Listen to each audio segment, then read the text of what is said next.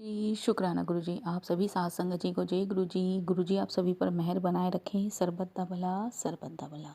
संगत जी, मैं आशा करती हूँ कि आप सभी स्वस्थ और मस्त होंगे। संगत जी, आप इस चैनल को सब्सक्राइब कर लें और बेल आइकन को भी प्रेस कर लें ताकि जब भी मैं कोई नया वीडियो अपलोड करूँ तो उसकी नोटिफिकेशन आप तक पहुँच जाए। संगत जी, गुरुजी कहा करते थे सत्संग सुनने वाले का भी भला और सत्संग सुनाने वाले का भी भला।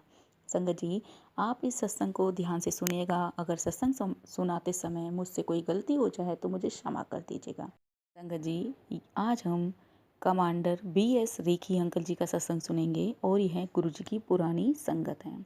संगत जी, अंकल जी बताते हैं करीब 4 साल पहले हम गुरु जी के यहाँ जलंधर गए। मेरी पत्नी गुड्डी ने गुरु जी से शिकायत की कि मैं पालथी मारकर बैठ नहीं पाता था। गुरु जी ने मुझे आशीर्वाद दिया और बस बोले बैठेगा। मैं अपनी शादी पर भी पालथी मारकर नहीं बैठ पाया था। गुरुजी से आशीर्वाद मिलने के बाद मैं ऐसा कर पाया। पिछले कुछ सालों से मेरा प्रोस्टेट आकार में बढ़ गया था। उस कारण मुझे मूत्र रोक पाने में कठिनाई होती, जिसकी वजह से मुझे कभी कभी शर्मिंदगी भी महसूस होती। मुझे इस बात की चिंता थी कि मेरे बड़े भाई जो कि डॉक्टर हैं और जिनका अपोलो हॉस्पिटल में बढ़े हुए प्रोस्टेट का ऑपरेशन हो चुका था, मेरे छोटे भाई को भी एक सौम्य ट्यूमर था जिसका ऑपरेशन न्यूयॉर्क में हुआ था जहां वह रहता था। हालात और परिवार के कहने पर मैं मई 1998 में अस्पताल जांच के लिए गया। हालात और परिवार के कहने पर मैं मई 1998 में अस्पताल जांच के लिए गया। मेरे PSA प्रोस्टेट स्पेसिफिक एंटीजन की संख्या 415 थी और थोड़ी बड़ी हुई। जनवरी 1999 में मिलिट्री हॉस्पिटल में जांच हुई जिसमें PSA की संख्या 0.20 आई, जिसने मुझे चिंतित कर दिया।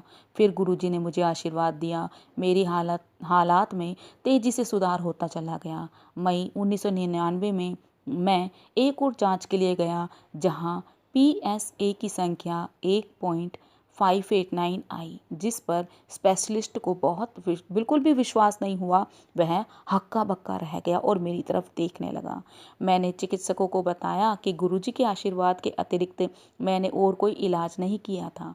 उनके आग्रह पर कि वह यह संख्या गलत हो सकती थी। मैंने एक प्राइवेट लेबोरेटरी से टेस्ट कराया। मेरी PSA की संख्या 3.34 आई, जो सामान्य थी।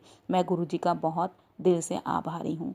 मुझे पीठ में भी दर्द रहता था। उस समय गुरुजी के आशीर्वाद से प्रसाद, कीर्तन और लंगर द्वारा और सत्संग के आध्यात्मिक वातावरण से मेरी वो पीड़ा भी गायब हो गई। गुरुजी का आशीर्वाद मेरी भाभी हरबीर और उसकी बेटी रुबीना को भी प्राप्त हुई।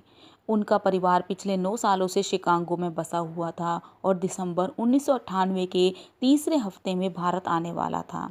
उनके निकलने से 10 दिन पहले जब मैं पैकिंग कर रहा था, हरबीर के ऊपर एक सूटकेस गिर गया। उसका सिर जोर से जाकर दीवार पर लगा और उसे ब्रेन हैमरेज हो गया। चिकित्सकों ने उन्हें चेतावनी दी कि भारत जाना उसके लिए जानलेवा हो सकता था। उसने यह खतरा मोल लेने का निश्चय किया। धुंध के कारण उनके विमान को दूसरी जगह पर ले जाया गया। वह अपने संबंधी के घर पहुंची और उसने पाया कि वह बिस्तर से उठ पाने में असमर्थ थी। मेरी पत्नी और मैंने उसके तकिए के नीचे गुरुजी की तस्वीर रखी और उसे गुरुजी का प्रसाद यानी कि मिश्री समय समय पर देने लगे। 2 घंटे बाद हरबीर उठी और बात करने। हम अगले दिन उन्हें गुरुजी के पास लेकर गए और हरबीर संगत में 3 घंटे बैठी। वह खुश भी थी और ठीक भी। रुबीना ने उसे नए साल के क्लब के कार्यक्रम छोड़कर गुरुजी के यहाँ उनके आशीर्वाद के लिए आने को कहा। उस दिन हम सुबह के 2 बजे तक गुरुजी के साथ थे। हरबीर खुश और ठीक लग रही थी। गुरुजी ने रुबीना को बैचलर ऑफ डेंटल सर्जरी के पाठ्यक्रम के लिए भी आशीर्वाद दिया। गुरुजी मजाक में BDS को बत्ती दंदा दा सर्वनाश कहते थे, जिसका यथाशब्द मतलब होता है 32 दांतों को खराब करना। उन्होंने रुबीना को कहा कि उसकी दूसरी बीमारी अस्थमा ठीक होने से पहले कुछ समय के लिए और बिगड़ सकती थी। जैसे गुरुजी ने पहले ही कह दिया था, ऐसा लग रहा था कि हरबीर ठीक हो ही गई थी, पर रुबीना की हालत और बिगड़ गई। 1 और 2 जनवरी को हरबीर ने अपनी सारी दवाइयाँ फेंक दी और दोनों दिन बहुत खरीदारी की।